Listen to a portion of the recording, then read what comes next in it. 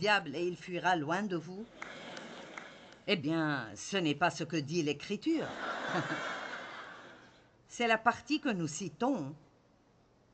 Mais il dit en fait, soumettez-vous à Dieu, résistez au diable, et il fuira loin de vous.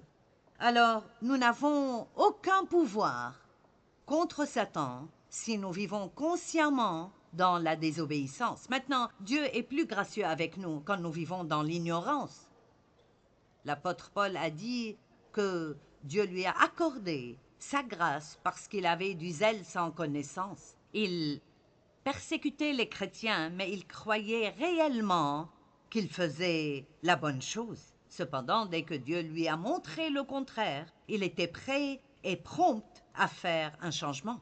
Donc, si vous ne savez vraiment pas que ce que vous faites est mauvais, alors Dieu vous donnera plus de grâce un laps de temps. Mais à chaque fois que vous entendez la parole de Dieu, qu'il s'agisse de regarder ou d'écouter un message, de lire la Bible ou de venir à l'église, ce que vous obtenez est non seulement un bon message, mais plus de responsabilité.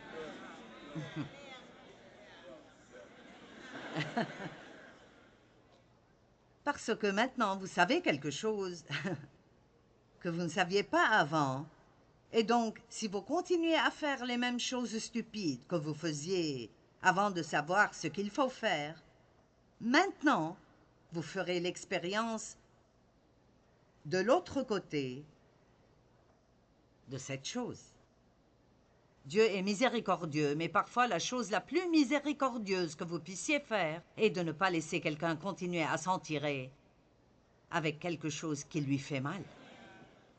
Soumettez-vous à Dieu, résistez au diable, et il fuira loin de vous. Maintenant, le diable nous déteste vraiment. Et vous devriez être plus inquiet s'il ne vous pose pas de problème que s'il le fait. Parce que s'il ne vous pose aucun problème, c'est que vous ne lui en donnez pas. Cependant,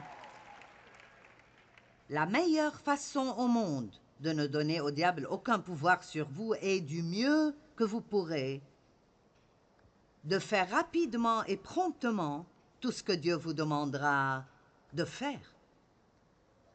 Rapidement et promptement, faites tout ce que Dieu vous demande